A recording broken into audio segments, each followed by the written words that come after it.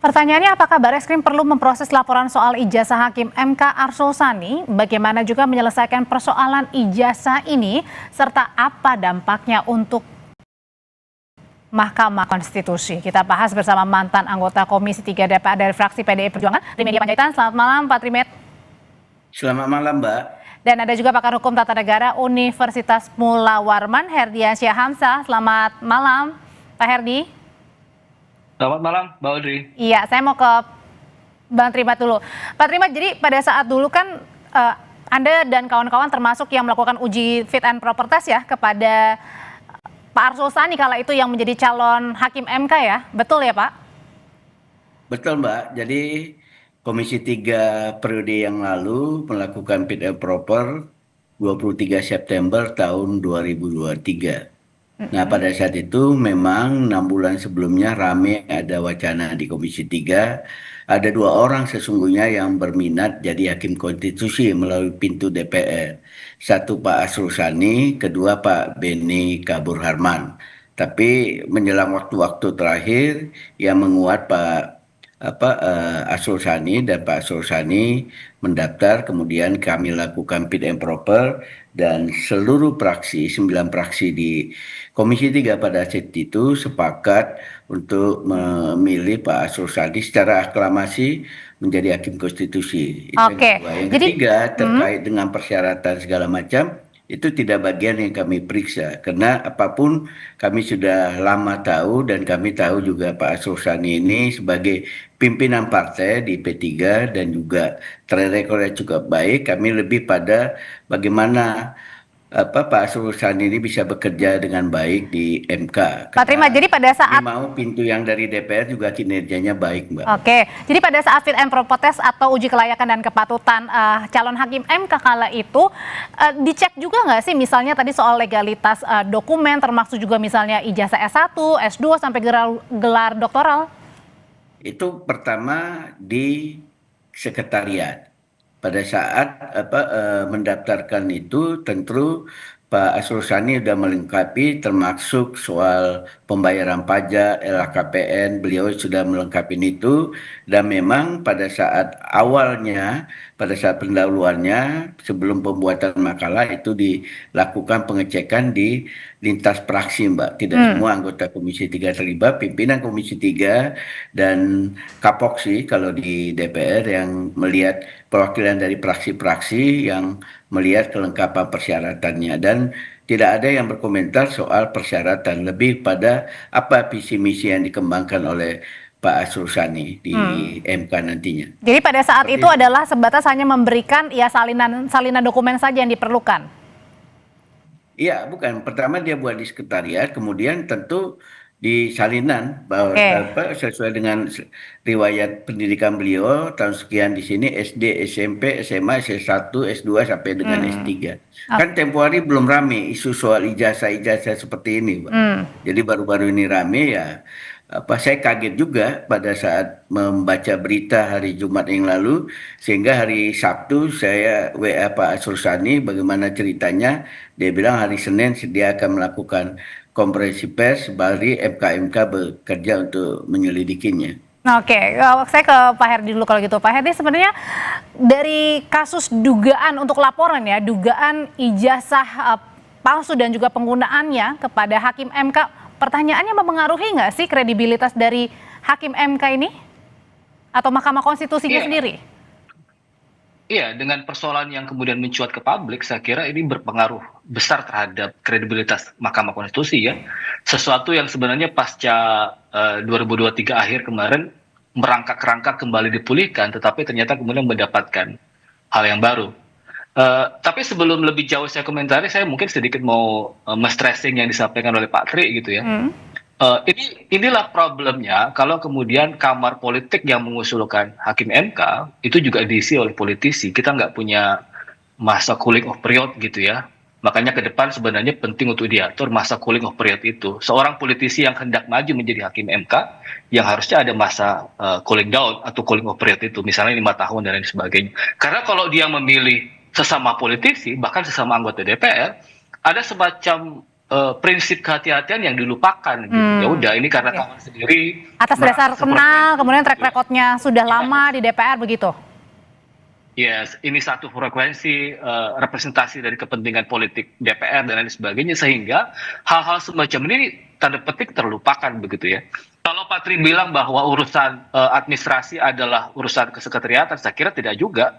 Kalau kemudian kita pahami bahwa proses seleksi hakim MK itu yang masuk dari kamar DPR, saya kira persoalan syarat-syarat yang kemudian diatur di dalam undang-undang AMK itu juga harusnya diverifikasi oleh teman-teman di komisi ketiga itu. Jadi bukan hanya soal kompetensi, tetapi juga hal-hal yang dipersyaratkan di dalam undang-undang AMK. Itu satu. Yang kedua, saya kira begini, Mbak Audrey, kalau kemudian perkara ini mencuat ke publik, berdampak terhadap kredibilitas Mahkamah Konstitusi, saya kira kita mesti mencari jalan keluar bagaimana agar, ya termasuk Pak Asrul sendiri kan akhirnya tersandra dengan perkara ini, harus ada kemudian upaya untuk memverifikasi apakah memang dugaan ijazah palsu itu benar atau tidak. Pertanyaannya kemudian siapa yang harus memverifikasi, siapa yang punya otoritas. Nah, Saya ambil contoh kasus begini.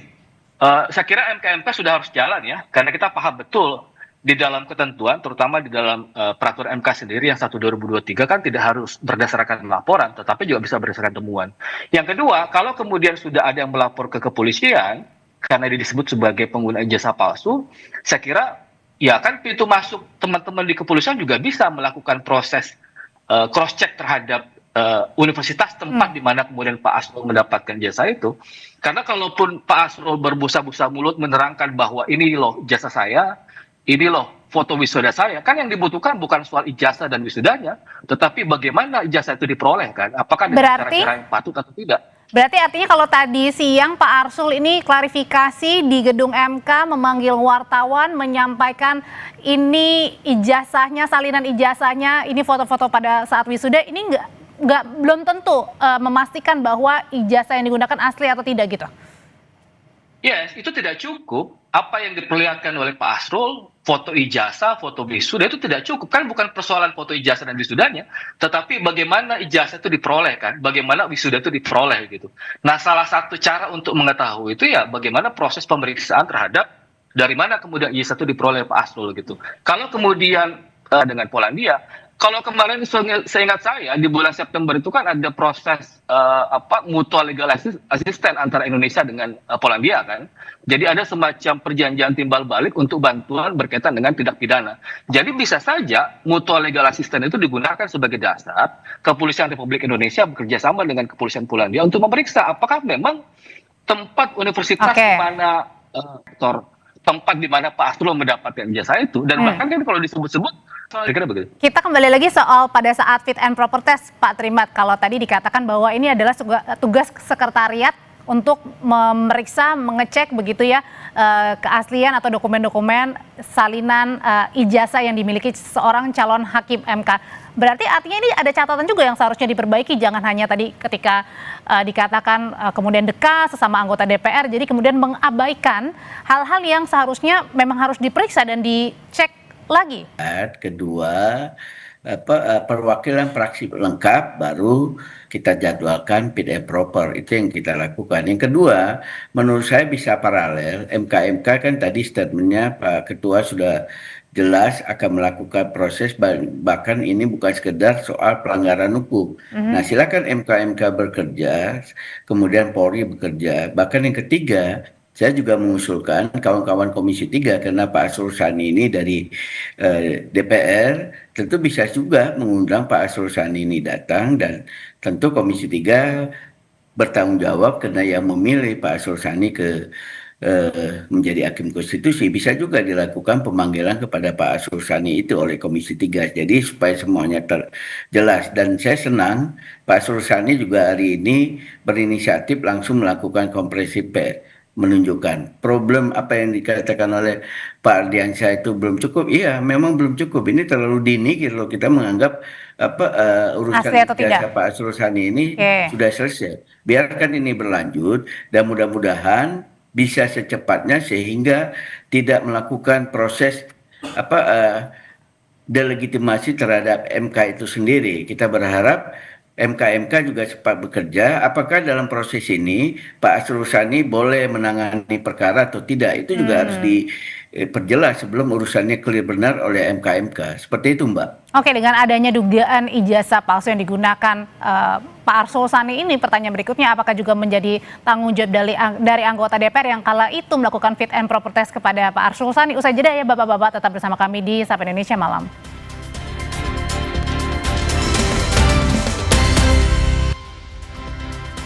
Bersama kami di Sapa Indonesia Malam, Pak Herdi, saya sebelum ke Pak Trimat, saya mau ke Pak Herdi dulu. Jadi menurut Anda sebaiknya meskipun ini baru tudingan ya, penggunaan ijazah palsu, apakah Pak Arsul Sani harus dinonaktifkan sementara waktu, artinya tidak menangani perkara-perkara?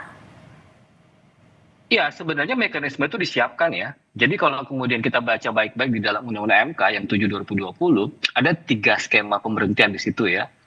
Pemberhentian dikarenakan memang secara hormat, pemberhentian secara tidak hormat, ada istilah pemberhentian sementara. Apa maksud pemberhentian sementara di dalam Undang-Undang MK itu? Agar yang bersangkutan, misalnya salah satu hakim dianggap melakukan pelanggaran terhadap kode etik dan perilaku, dianggap melakukan perbuatan tercela misalnya, ada 8 ya syarat-syarat di situ untuk diberhentikan secara tidak hormat, maka bisa saja diberhentikan sementara waktu.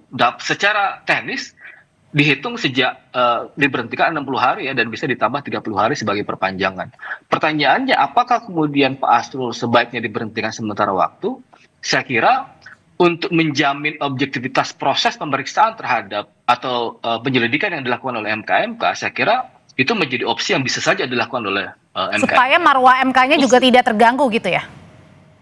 Yes, kita masih ingat betul dulu ketika problem putusan 90 ya yang melibatkan Gibran Rakabuming Raka. Saya kira waktu itu kan untuk menjamin objektivitas pemeriksaan, agar kemudian dianggap bahwa MK-MK bekerja secara independen, termasuk marwah MK secara kelembagaan. Saya kira itu menjadi opsi yang bisa saja dilakukan. Jadi pemberhentian sementara waktu sembari pertama Pak Asrul juga diberikan waktu untuk fokus di dalam menyelesaikan perkara ini. Yang kedua, itu juga bisa memberikan jaminan kepada publik bahwa proses pemeriksaan ini memang berjalan secara independen.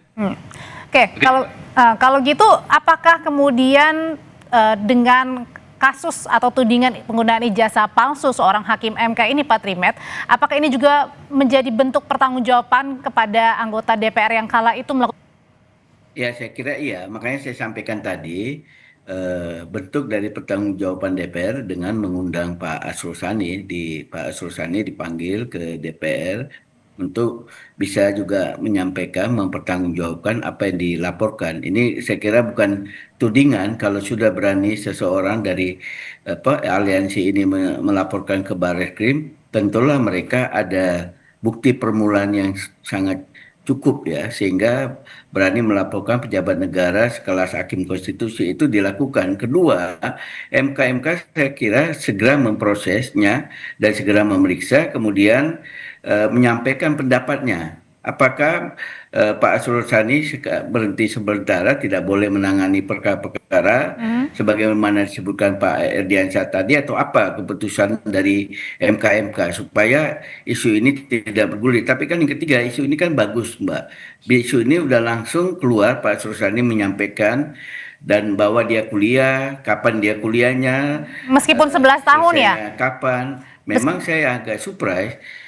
Pak Asrul Sani tadi saya sekilas mendengar beliau selesai 11.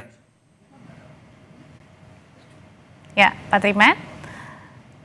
Oke, sambungannya nampaknya terputus, Pak Trimet. Oke, saya kembali ke Pak Herdiansyah dulu kalau gitu, sambil menunggu jaringan yang bagus dari Pak Trimet Panjaitan. Pak Herdiansyah. Sebagai pimpinan. Oke, kita sambung kembali ke Pak Trimedia Panjaitan, tapi sambil menunggu saya mau bertanya hal yang sama. Ya, udah Mbak. Oke, gimana tuh tadi Pak Trimet? Jadi yang sorotan 11 tahun kuliah doktoral itu juga yang disoroti gitu?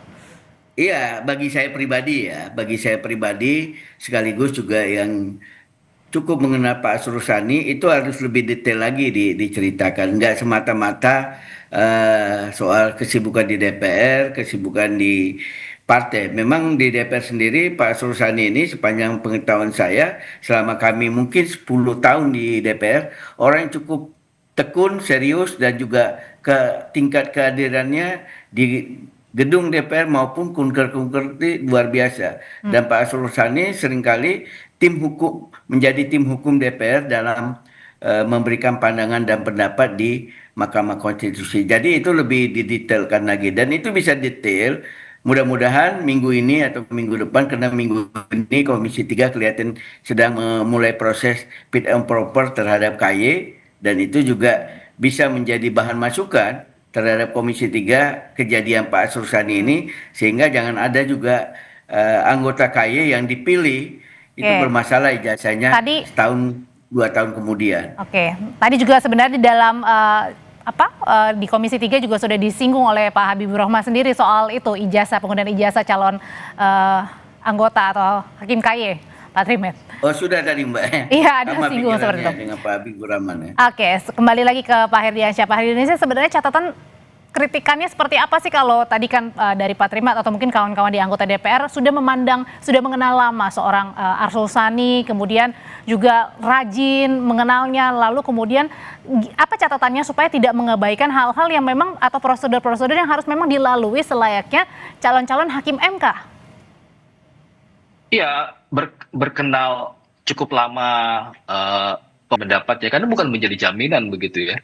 Seperti yang saya bilang tadi, pertama saya kira kritikan yang penting adalah bahwa karena proses politik yang menentukan usulan Pak Arsul sebagai calon hakim MK ketika itu, jangan kemudian kita menggampangkan semua persoalan, termasuk ketiadaan prinsip kehati-hatian di dalam memeriksa dokumen persyaratan Pak Arsul Sani. Kan sebenarnya ini reasonable ya, misalnya apakah mungkin Pak Arsul Sani memilih universitas di Polandia yang tempatnya cukup jauh, meskipun tadi alasannya ini karena pandemi, kuliah online dan lain sebagainya, tapi saya kira itu tetap mencurigakan begitu ya.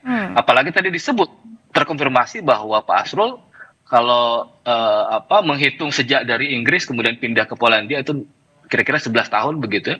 Itu saya kira mencurigakan, dan Pak Arsul sendiri berkuliah di tempat yang tidak lazim gitu. Belum lagi misalnya kenapa tidak lazimnya? Yang mana nih bagiannya?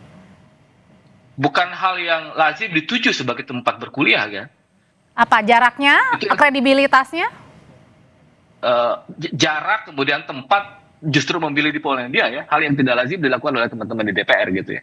Kemudian yang berikutnya saya kira penting untuk memastikan bahwa antara proses persyaratan, dokumen-dokumen persyaratan itu menjadi bagian juga yang harusnya ditanyakan dan diperiksa oleh teman-teman di DPR. Jadi jangan karena persoalan satu frekuensi seperti yang saya bilang di awal, berkawan lama, kemudian kita menafikan hal-hal semacam ini. Jadi ini saya kira penting untuk dipastikan kalau kita bicara soal proses seleksi ke depannya. Ini seperti kalau kemudian proses ini karena alasan ada tanggung jawab moral, makanya kemudian penting memanggil Pak Arsul, ya memang ini terkesan asap mendahului api ya, artinya seharusnya proses itu sudah dilakukan sejak awal.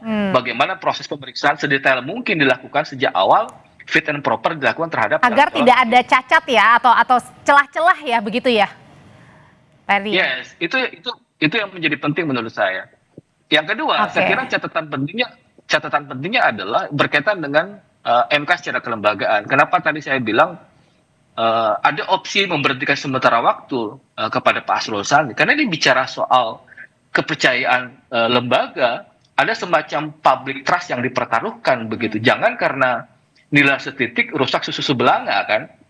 Makanya penting proses verifikasi terhadap dugaan pengguna ijazah palsu yang dituduhkan kepada Pak Arsul itu segera diverifikasi. Secara politik tadi usulan Pak Tri, ya Pak Arsul Sani misalnya dipanggil ke DPR kemudian ditanyakan kembali seperti apa prosesnya dan lain sebagainya. Tapi bagi saya sebenarnya kan yang paling penting adalah bagaimana memastikan bahwa ada rangkaian kejadian di Polandia, di mana Komisi Anti Korupsi di Polandia, KPK-nya Polandia kemudian menangkap beberapa orang yang berkaitan dengan pengelolaan universitas dengan dugaan membisniskan ijazah dari universitas yang dimaksud, yang kebetulan tempat Pak Arsul Sani berkuliah di sana. Jadi rentetan peristiwa ini juga tidak bisa dipisahkan. Makanya saya bilang tadi bisa jadi misalnya karena ada laporan masuk di Kepolisian Republik Indonesia, maka apa yang saya sebut tadi dengan istilah mutual legal assistance itu, perjanjian timbal balik di dalam urusan tindak pidana itu bisa dilakukan dengan Kepolisian Polandia. Ya hitung-hitung tes lah hasil dari MLA itu ya, mutual legal assistance yang pernah dilakukan yang tidak jauh. Kalau September kemarin. Kalau dari Pak Herdi sendiri artinya apakah harus tadi jalannya harus beriringan saja, misalnya yang diproses di soal tudingan itu di Barreskrim dengan yang di MK ini kan mengenai kode etik ya, apa itu harus berjalan bersamaan atau yang mana dulu harus dimulai dulu diselesaikan? Ya saya kira bisa bersamaan. Jadi teman-teman di MK memulai proses pemeriksaan penyelidikan yang berkaitan dengan dugaan pelanggaran etik itu, karena domainnya memang di MK adalah domain etik ya. Apakah misalnya Pak Asrul dianggap melakukan pelanggaran terhadap kode etik dan pedoman perilaku hakim, apakah misalnya dianggap melakukan perbuatan tercela ya. Karena perbuatan tercela itu kalau kita baca penjelasan di Undang-Undang MK adalah perbuatan yang berkaitan dengan pertaruhan martabat nama lembaga kan. Jadi bisa saja pintu masuk itu digunakan, proses pemeriksaannya bisa dilakukan secara bersamaan, MK jalan, tetapi proses konfirmasi apakah memang ada dugaan jasa palsu yang digunakan di sana juga bisa dilakukan oleh aparat kepolisian.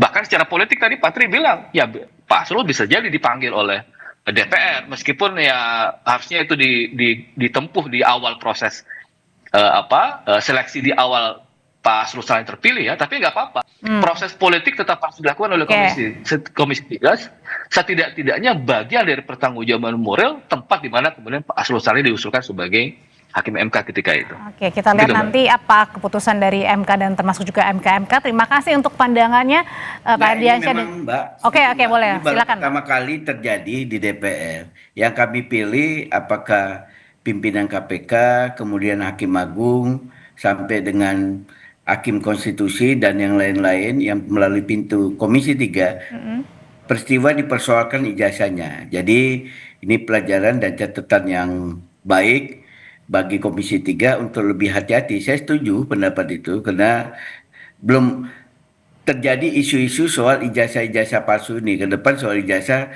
memang harus menjadi concern yang tinggi bagi DPR sendiri, tidak hanya di Komisi 3 saya kira, tapi Komisi 1 sampai dengan 13 yang melakukan fit and proper. Seperti itu Mbak. Oke, sudah kita tangkap. Terima kasih. Terima kasih Pak Trimat kalau gitu. Saya kira bukan kali ini saja Pak Tri. Kemarin juga pengganti Pak Arief itu bahkan tidak ada proses seleksi secara terbuka gitu ya. Itu juga yang kita sayangkan. Jadi sebenarnya teman-teman bukan maksudnya soal ijazah Pak, soal ijazahnya. Berarti artinya itu Pak Heri juga setuju ya tadi ya kalau soal kedepannya sebenarnya harus lebih selektif lagi, bukan hanya sekedar ya syarat formalitas, tapi itu betul-betul harus diteliti, diperiksa ya benar apa enggak ijazahnya gitu ya. Yes, betul. Jadi on the track harus berjalan dengan prinsip-prinsip. Kira-kira begitu Mbak. Oke, terima kasih Pak Hedi, terima kasih juga Pak Trimas, selamat malam Bapak-bapak semua.